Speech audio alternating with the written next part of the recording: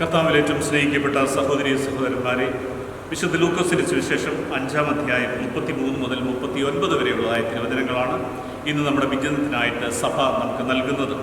ഇവിടെ രണ്ട് വൈരുദ്ധ്യങ്ങളെ പറ്റിയാണ് കർത്താവ് പറയുന്നത്. ഒന്നാമതായി, ആരും തന്നെ പുതിയ വസ്ത്രത്തിൻ്റെ ഒരു കഷ്ണമെടുത്ത് പഴയ വസ്ത്രത്തോട് തുന്നിച്ചേർക്കാറില്ല. എന്ത് സംഭവിക്കും? പഴയ വസ്ത്രത്തിനോട് അത് ചേരാത്തത് കൊണ്ട് ആ പഴയ വസ്ത്രം പിന്നീട് ഉപയോഗിക്കാൻ സാധിക്കുന്നില്ല, അതിൻ്റെ കീറൽ വലുതായി അത് നശിക്കപ്പെടുന്നു. രണ്ടാമതായി പറയുന്നത്, പുതിയ വീഞ്ഞ് പഴയ തോൽക്കുടങ്ങളിൽ ആരും സൂക്ഷിച്ചു വയ്ക്കാറില്ല. കാരണം തോൽക്കുടങ്ങൾ പൊട്ടിപ്പോവുകയും വീഞ്ഞ് പാഴായി പോവുകയും ചെയ്യും. ഈ രണ്ട് വൈരുദ്ധ്യങ്ങൾ ചെയ്യരുത് എന്ന് കർത്താവ് പറയുന്നതിൻ്റെ ഒരു കാരണമുണ്ട്. ഈ ഫരിസയരോടും നിയമജ്ഞരോടുമാണ് കർത്താവ് ഇപ്രകാരം പറയുന്നത്. ഈ ഫരിസയരുടെ നിയമജ്ഞരുടെ പ്രത്യേകത എന്താണെന്ന് ചോദിച്ചു കഴിഞ്ഞാൽ, അവർ നിയമം പാലിക്കുന്നതിൽ മാത്രം ശ്രദ്ധ കാണിച്ചിരുന്നു. നിയമം പാലിക്കുന്നതാണ് ഏറ്റവും വലുതെന്നും നിയമത്തിൻ്റെ ചട്ടക്കൂടുകൾ ജീവിതത്തിൽ പാലിക്കുന്നതാണ് ഏറ്റവും വലിയ ദൈവവിശ്വാസമെന്നും കരുതി ജീവിച്ചിരുന്നവരായിരുന്നു. അവരോടാണ് കർത്താവ് പറയുന്നത്, പുതിയ ജീവിതാനുഭവങ്ങളിലേക്ക്, പുതിയ ഹൃദയത്തിൻ്റെ നവീകരണത്തിലേക്ക് വരുന്ന വ്യക്തിക്ക് മാത്രമേ എന്നെ ഉൾക്കൊള്ളുവാൻ, യേശുക്രിസ്തുവിനെ ഉൾക്കൊള്ളുവാൻ, കർത്താവിൻ്റെ വചനത്തെ ഉൾക്കൊള്ളുവാൻ, കർത്താവിൻ്റെ സമീപനങ്ങളെ ഉൾക്കൊള്ളുവാൻ സാധിക്കുകയുള്ളൂ. അപ്പോൾ കർത്താവ് സത്യത്തിൽ അവരുടെ മുമ്പിൽ ഒരു വെല്ലുവിളിയാണ് ഉയർത്തുന്നത്. നിങ്ങളുടെ ഹൃദയങ്ങൾ പഴയ തോൽക്കുടങ്ങളാണ് എന്നുള്ളത്. ഈ പഴയ തോൽക്കുടങ്ങളുടെ പ്രത്യേകത എന്താണെന്ന് ചോദിച്ചാൽ നമുക്കറിയാം, അതിൽ ചെറിയ പൊട്ടലുകളും കീറലുകളും വിങ്ങലുകളും ഒക്കെ കാണും.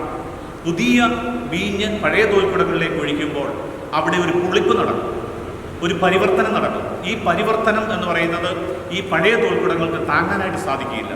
കാരണം അത് പണ്ട് മുതലേ ഉള്ള ചെറിയ ചെറിയ വിള്ളലുകളും കീറലുകളും ഇടയിലൂടെ ഈ പരിവർത്തനത്തെ ഉൾക്കൊള്ളുവാൻ, പുതിയ സമീപനത്തെ ഉൾക്കൊള്ളുവാൻ ഈ സാധിക്കാത്തത് കൊണ്ട് ഈ വീഞ്ഞ് ഈ തോൽക്കുടത്തിൻ്റെ ഉള്ളിൽ പ്രവർത്തിക്കുമ്പോൾ പുളിപ്പായിട്ട് മാറുന്ന സന്ദർഭത്തിൽ ഈ തോൽക്കുടങ്ങൾ പൊട്ടിക്കീറിപ്പോകും. ഇതുതന്നെയാണ് യേശു ഉദാഹരണം പറയുന്നത്. അപ്പോൾ യേശുക്രിസ്തുവാകുന്ന പുതിയ വീഞ്ഞ്, യേശുക്രിസ്തുവിൻ്റെ വചനമാകുന്ന പുതിയ വീഞ്ഞ്, യേശുക്രിസ്തുവിൻ്റെ സാക്ഷ്യ ജീവിതമാകുന്ന പുതിയ ജീവിതം, ഈ പുതിയ വീഞ്ഞ് ഉൾക്കൊള്ളുവാൻ സാധിക്കണമെങ്കിൽ നവീകരിക്കപ്പെട്ട, പുതുക്കപ്പെട്ട ഹൃദയമായി ഒരു വ്യക്തിയുടെ ഹൃദയം മാറിയെങ്കിൽ മാത്രമേ യേശുക്രിസ്തുവിനെ ഉൾക്കൊള്ളാൻ സാധിക്കത്തുള്ളൂ എന്നുള്ളതാണ്. അനേക ഉദാഹരണങ്ങൾ നമുക്ക് കാണാൻ സാധിക്കും. യേശുക്രിസ്തുവിൻ്റെ ജീവിതം ഉൾക്കൊള്ളുവാൻ സാധിക്കാതെ യേശുവിനെ ഉപേക്ഷിച്ച വ്യക്തികൾ, അനേക ഉദാഹരണങ്ങൾ നമുക്ക് കാണാൻ സാധിക്കും. അപ്പോൾ പുതിയ വ്യക്തികളായി മാറുന്ന വ്യക്തിക്ക് മാത്രമേ, പുതിയ സൃഷ്ടിയായിട്ട് മാറുന്ന വ്യക്തിക്ക് മാത്രമേ യേശുക്രിസ്തുവിനെ ഉൾക്കൊള്ളുവാൻ സാധിക്കുകയുള്ളൂ.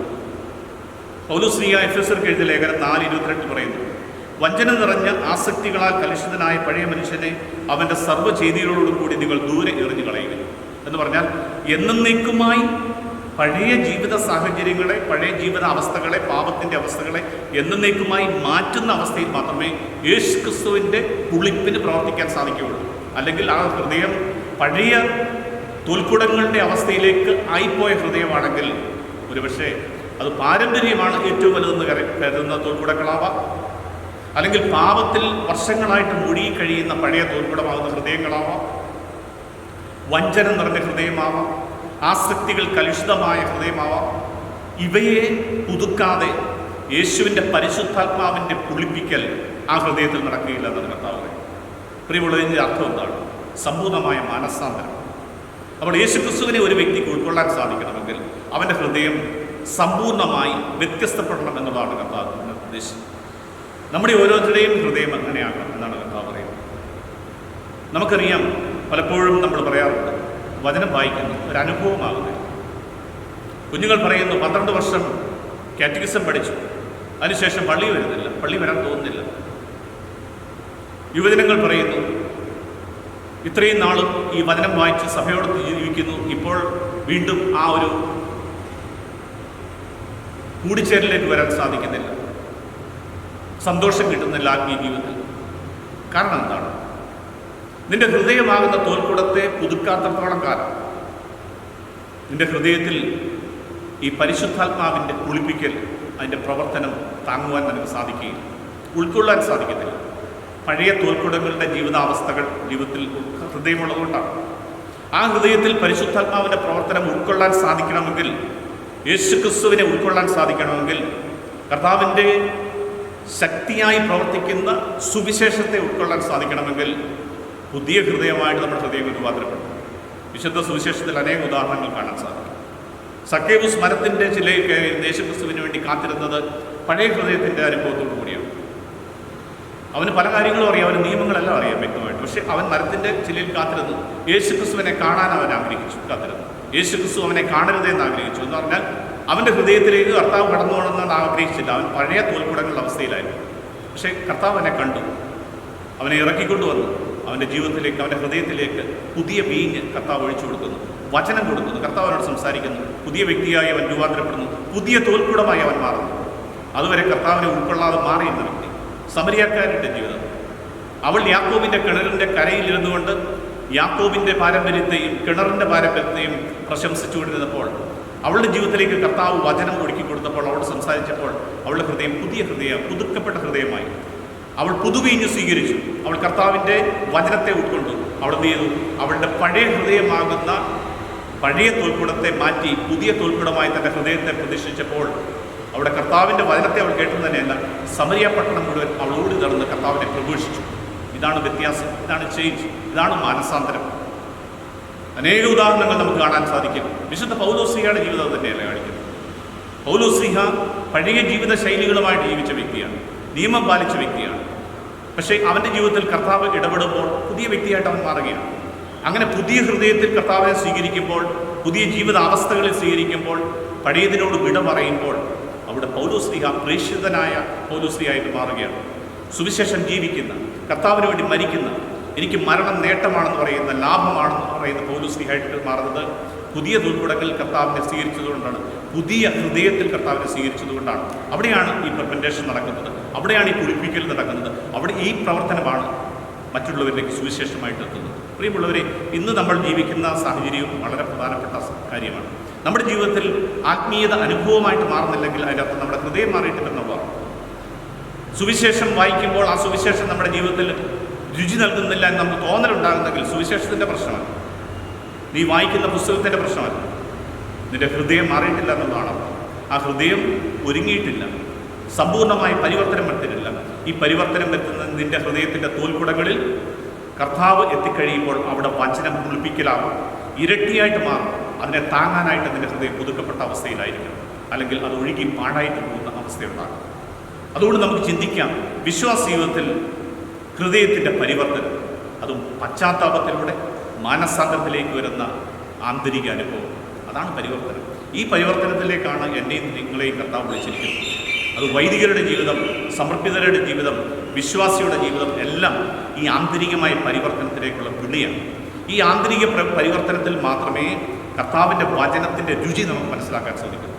അവിടെ മാത്രമേ നമ്മുടെ ക്ലേശങ്ങൾ ഉണ്ടാകുമ്പോൾ, കഷ്ടതകൾ ഉണ്ടാകുമ്പോൾ, തകർച്ചകളോട് പിടിച്ചു നിൽക്കാൻ സാധിക്കത്തുള്ളൂ. പൗലോസ്ലീഹ തന്നെ ഉദാഹരണം.